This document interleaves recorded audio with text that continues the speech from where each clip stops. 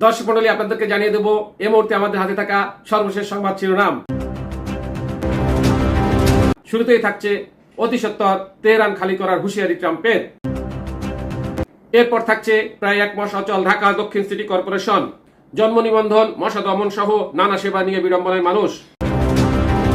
আরো থাকছে বাংলায় কথা বললেই বাংলাদেশে পাঠিয়ে দেওয়া হচ্ছে মমতা বন্দ্যোপাধ্যায়। তারপরে থাকছে বাংলাদেশের রাজনৈতিক দল নিষিদ্ধের সুযোগ তৈরি করে আইন সংশোধন, ভলকার তুগের উদ্বেগ। নেক্সট থাকছে ফেব্রুয়ারিতে নির্বাচনের সিদ্ধান্ত, দ্রুত ইস্যুকে জানান সরকারের প্রতি সালাউদ্দিন। সর্বশেষে থাকছে গলে টস জিতে ব্যাটিংয়ে বাংলাদেশ। এতক্ষণ শুনলেন আপডেট সংবাদের শিরোনাম, এবারে বিস্তারিত। তবে তার আগে অনুরোধ রইল, ভিডিওটিকে একটি লাইক, একটি কমেন্ট করে দিন এবং ভিডিওটি সম্পর্কে আপনাদের মূল্যবান মতামত জানান। অতি সত্বর তেহরান খালি করার হুঁশিয়ারি ট্রাম্পের। ইরান ও ইসরায়েলের মধ্যে সংঘাত পঞ্চম দিনে গড়েছে।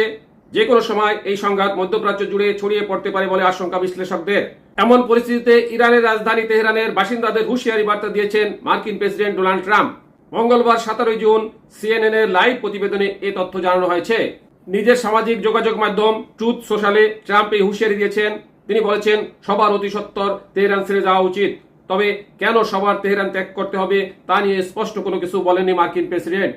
স্থানীয় সময় সোমবার ট্রাম্প তার ট্রুথ সোশ্যালে আরো লিখেছেন, ইরানকে যে চুক্তিতে স্বাক্ষর করতে বলেছিলাম তাতে তাদের স্বাক্ষর করা উচিত ছিল। কি লজ্জা এবং প্রাণের অপচয়। সহজভাবে বলতে গেলে ইরানের পারমাণবিক অস্ত্র থাকতে পারে না, আমি বারবার বলেছি। ট্রাম্প পোস্টে আরো লিখেছেন, জরুরি ভিত্তিতে সবাইকে তেহরান খালি করতে হবে। প্রায় এক মাস অচল ঢাকা দক্ষিণ সিটি কর্পোরেশন, জন্ম নিবন্ধন, মশা নিধন সহ নানা সেবা নিয়ে বিড়ম্বনায় মানুষ। বিএনপি নেতা ইশরাক হোসেনকে মেয়র করার দাবিতে আন্দোলনের কারণে এ অচল অবস্থা তৈরি হয়েছে। প্রধান ফটকে তালা থাকায় কেউ অফিস করতে পারছে না। এতে জন্ম ও মৃত্যু নিবন্ধন, মশা দমন, ময়লা আবর্জনা পরিষ্কার সহ সব ধরনের কার্যক্রমে প্রভাব পড়েছে। জন্ম মৃত্যু নিবন্ধন সহ সব ধরনের লাইসেন্স করাতে এসেও মানুষকে ফিরে যেতে হচ্ছে। এতে চরম দুর্ভোগে পড়েছেন সাধারণ মানুষ। অন্যদিকে গতকাল আন্দোলন সচল রেখে সেবা চালুর বিষয়ে কর্মচারীদের সঙ্গে মিটিং করেছেন ইশরাক হোসেন। তবে কিভাবে এটি চালু হবে সে বিষয়ে পরিষ্কার কেউ কিছু বলতে পারছে না।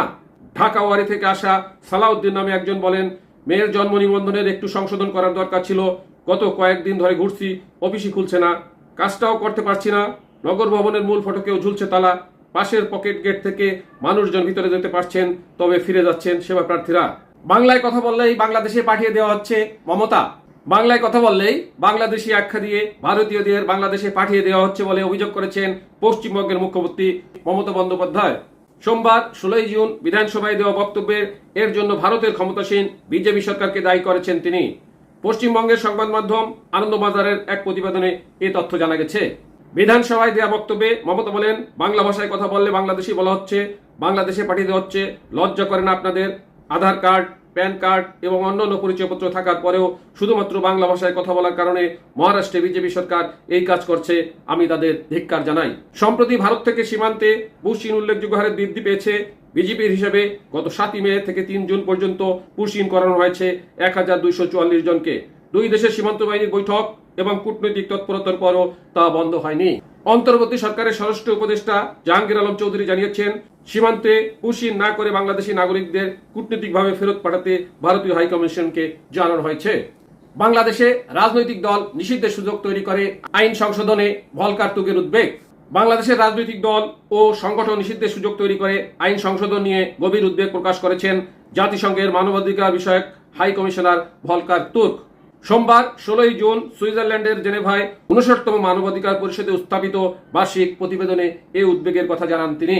জাতিসংঘ হাইকমিশনের দপ্তর থেকে দেওয়া বিবৃতিতে বলা হয়েছে, ইরান ও ইসরায়েল সংঘাত সহ বিশ্বের বিভিন্ন দেশে সংঘাত ও মানবাধিকার লঙ্ঘনের ঘটনা এবং তার রোধে গৃহীত পদক্ষেপগুলো তুলে ধরেন ভলকার তুর্ক। বাংলাদেশ নিয়ে ভলকার তুর্ক বলেন, আমি অনুপ্রাণিত বোধ করছি যে বাংলাদেশে অন্তর্বর্তী সরকার ও রাজনৈতিক দলগুলো সংলাপের মাধ্যমে অগ্রগতি অর্জন করেছে। সংস্কার, অবাধ ও অন্তর্ভুক্তিমূলক নির্বাচনের পরিবেশ তৈরির লক্ষ্য অর্থবহভাবে এগিয়ে যাওয়ার জন্য আমি আহ্বান জানিয়েছি। অবশ্য রাজনৈতিক দল ও সংগঠন নিষিদ্ধ করার সুপারিশ তৈরি করে সম্প্রতি আইনে পরিবর্তন আনা এবং এ সংক্রান্ত সব কর্মকাণ্ড নিয়ে আমি উদ্বিগ্ন। এটা অন্যায়ভাবে সংগঠনের স্বাধীনতা, মত প্রকাশের স্বাধীনতা ও সমবেত হওয়ায় স্বাধীনতাকে সীমিত করবে। ফেব্রুয়ারিতে নির্বাচনের সিদ্ধান্ত, দ্রুত ইসিকে জানান সরকারের প্রতি সালাউদ্দিন। আগামী ফেব্রুয়ারিতে জাতীয় সংসদ নির্বাচনের বিষয় হওয়া সিদ্ধান্ত নিয়ে দ্রুত নির্বাচন কমিশনের সঙ্গে আলোচনা করার জন্য সরকারের প্রতি আহ্বান জানিয়েছেন বিএনপির স্থায়ী কমিটির সদস্য সালাউদ্দিন আহমেদ। সোমবার 16 জুন জাতীয় প্রেস ক্লাবে নাগরিক ঐক্যের উদ্যোগে আয়োজিত আলোচনা সভায় বক্তব্য দেওয়ার সময় এই আহ্বান জানান তিনি। গত শুক্রবার লন্ডনে প্রধান উপদেষ্টা অধ্যাপক মোহাম্মদ ইউনূসের সঙ্গে বিএনপির ভারপ্রাপ্ত চেয়ারম্যান তারেক রহমানের বৈঠকের প্রসঙ্গ টেনে সালাউদ্দিন বলেন, অন্তর্বর্তী সরকারকে বলবো, জনগণের পক্ষে, গণতন্ত্রের পক্ষে অতি দ্রুত আমরা যেন ডেমোক্রেটিক ট্রান্সফরমেশনে যেতে পারি সেরকম কার্যক্রম আপনারা নেবেন।